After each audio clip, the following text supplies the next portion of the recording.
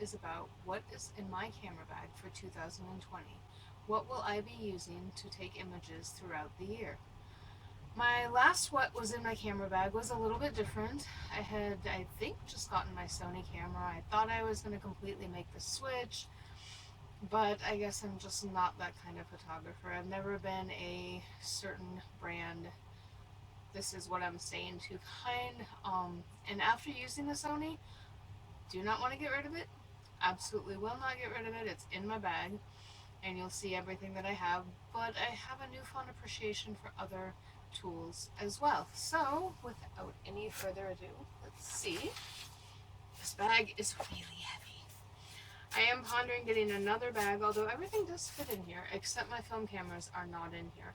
I think my last video I did have one of my film cameras in here, but I keep them in two separate camera bags now, so I have like 3 or 4 film cameras in a separate bag, and this is all my daily digital camera gear. So for now, I still have my trusty and very sturdy Canon backpack that I got, gosh, I want to say 4 years ago, maybe? Something like that.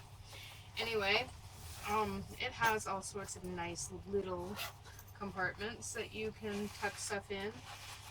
This front pocket currently just holds a bunch of extra cables, cords, phone cords, HDMI cords, anything that I might need. Extra cord. On each side currently there is a flap here, and I think that I just have my business cards. This is the Bold Image magazine cards, for a little magazine for other photographers that I started, which is kind of a fun little project to get other people out there. But on the other side are my business cards. Kelly Sedivec-Ealy, photographer, and on the back all the information you need for social media. Instagram, Facebook, website, every tool. But I keep those on the side pocket so that they're always accessible. Now, like I said, this is pretty heavy right now, and I wouldn't actually carry this on a shoot. I would take it to a shoot and pick which camera I was going to use, and then that's what I would use. Or I would decide the night before, I'm going to use this with this lens, or this, and then I'd pack that in a smaller little backpack that I have if I was going to be walking a lot. So, alright, the second pouch, I always forget how this thing goes. It's here somewhere. Oh yes, all your extra SD cards, which they store right in here, more in here, and even more in here. Then there's a couple little pouches inside. I don't really have anything in right now, but they're good for like stuff that you might get from other people. Ooh, card reader, which I usually never need because my laptop has it, but in case it doesn't work, there you go. You have that. So not much in there. Now we are going to go to the big part of the bag, where all the magic is, right? So, in these little compartments up here, I carry a lot of miscellaneous extra tools that you might need. A couple little Ziploc bags for when I am shooting, mostly for my Sony, but basically any camera that I have, that would say charged batteries in one, and need charged batteries in the other, so that when you get back from a shoot, you always know which batteries you need to charge. Okay. And then in the next little compartment, I keep my triggers for my beauty dish light, and a cleaner, just a few simple things like that. Ooh, a couple cards from Amsterdam when I was there. But these go on my new ear, I'm not sure how you say that, probably totally butchering it, but I have a lithium battery strobe beauty dish. Love it, recommend it. I have 2 batteries for it. I've never gone through one battery in an entire shoot, so I love that. So I still do have my little, it's kind of funny, my little pocket Nikon camera that can go underwater. I actually do not do much underwater work, but I have done 2 full shoots with this camera, and I mean, it's simple, but the results are actually pretty good for a little guy, and it's kind of fun. But if you ever do want to take underwater shots, fully capable, kind of fun, without having to get into all that extra gear. Alright, so when I switched to Sony, I had a Canon 70D. That was my last Canon camera. And the one before that was the Canon T4i, I believe, whichever one started with touchscreen, and that was what I switched to the 70D from. I came across a deal. It was actually a steal. It was like probably less than $100. And I found this Canon T3i. And it had like a non-existent shutter count, literally like a couple thousand. It was hardly anything on it. And at the time, I was like, you know what? I did like my Canon. I did like the I took a lot of really good pictures with the T4i before I went to the 70D. And it was actually the first camera that made me think maybe I should switch to Canon. Before that, I just loved Nikon's colors so much that it was hard, but then I stumbled across this one, and it was the first Canon, and I don't know why, but it actually kind of had similar colors. But so anyway, long story short, I got it because I was doing some YouTube videos, and I had done some Young Nuo lens test reviews with my 70D in the past, and I had some requests from some people to do a few more, so I ordered a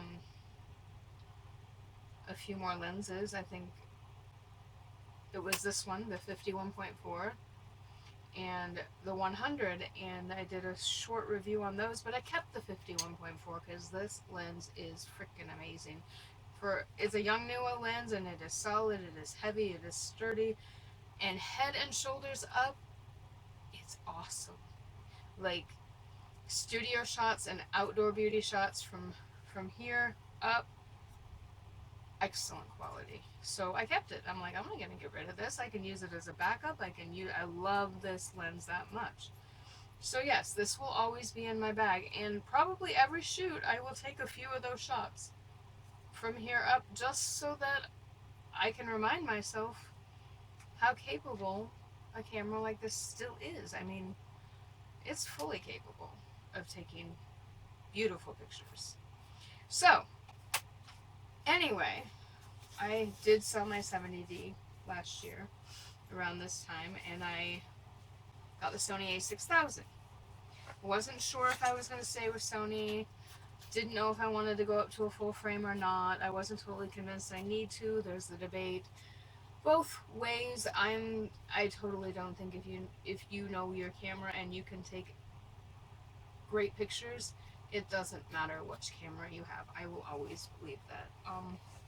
And I have many photographer friends who say the same thing. It is not totally the camera, it is the person operating it, and for the kind of photography I do, it makes sense. And I don't do a lot of extremely low light, and if I did, I will work my way around it with my settings. So anyway, I fell in love with the Sony a6000. This was a beautifully magnificent, eye-opening experience.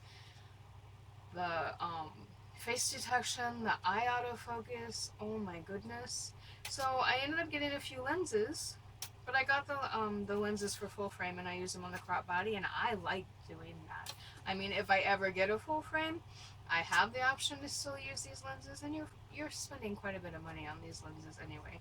The 85 1.8 on here was $600. You don't want to spend $600 if you can't use it on every Sony that you're probably going to use. So that was my thought and my theory, and I do not regret getting this lens. This is my favorite Sony lens that I have. It makes beauty work and headshots and portraits. They're stunning. They're absolutely beautiful. So that is my go-to on this one. I also got the Sony 50 1.8, and I do like this lens too. It is actually quite sharp, and there's nothing really bad to say about it. It's a really good little lens. Now the other one that I was shocked, I got this one on Facebook for the Sony, and I think it was $100. The Sigma Art 32.8. First shoot I ever did on my Sony was with this lens, and that shoot was picked up in a magazine in Italy. Love it. It's perfect for fashion and editorial. It is a really fun little lens. So yes, I'm not gonna get rid of the Sony. If anybody is asking, no, not gonna happen. This stays in my bag. It has a purpose. It has a reason. If I want to know, I'm gonna absolutely get focus and a great image on a shot, and I'm in a hurry, this definitely is the camera to go to because it's gonna get the job done. Alright, so let me put the Sony back in here. So what did I buy? Well, you guys, if you saw my last video, you know what I ended up buying. And I debated for a while. I actually almost got another Sony DSLR instead of the Sony mirrorless because I thought, I want to try that, and it has the face detection and the eye autofocus and all of that. But I started going through my files on my computer, and when you go through your old images and you can right click and go into your details, you can remember actually, because it tells you what camera you took those pictures off of. And I was shocked. I was really shocked that so many of my favorite images, even to this day, were taken with Nikon. And I remembered why I loved it so much, because the Nikon colors are just amazing. That was the hardest part to leave Canon, was the colors, but their focus at that time was just slightly better, and so I did. But now my other little tool, I did go back to Nikon, and I got the Nikon D7500. And this thing, like if you saw my last video, I'm in love with this thing. I cannot wait to test it, but I have to wait. Nothing but good reviews on it. For what I shoot, it has what I need, and I think it's going to blow me away, honestly. And I think that their autofocus is definitely up the game. Of course, Sony, I think, is probably the best in autofocus at this time, but for portraits and the kind of images that I take, I think it's there. I think it's definitely back up to where it needs to be. So with my Nikon, I purchased the Tamron 28 to 75. Sorry guys. 28 to 75 2.8 zoom lens, which will be the first zoom that I have had in quite some time. When I first started photography, that's another thing that blew me away.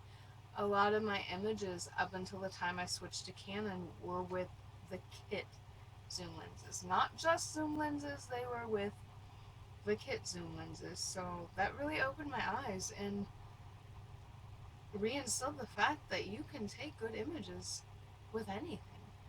Yeah, it's easier. It's a heck of a lot easier if you have the primes and the better cameras. But isn't part of photography part of the fun, knowing how to do it with whatever you have, and being able to say that you can? So with that lens, I wanted to make sure I could cover fashion and editorial with it as well. So mostly shooting with my Sony and my Nikon for those shoots, and then always a few samples with my Canon, and then I have the Canon if absolutely everything else doesn't work, which I hope that never happens. But I got the Nikon 35 1.8. So that completes my kit for 2020. So if you have any questions or want to see any particular lens, on the camera and a video for an entire shoot, let me know. Like I said, with the Canon, I have the 51.4. With the Sony, I have the Sony 85 1.8, the Sony 50 1.8, and the Sigma Art 30 2.8. And with the Nikon, I have the 28 to 75 2.8 zoom with the 35 1.8 prime. Alright, there you go. That is what is going to be in my camera bag. May not be the same camera bag the entire year. I haven't decided that one yet. But, this is everything that will be in my camera bag for 2020. And I hope you come along the journey.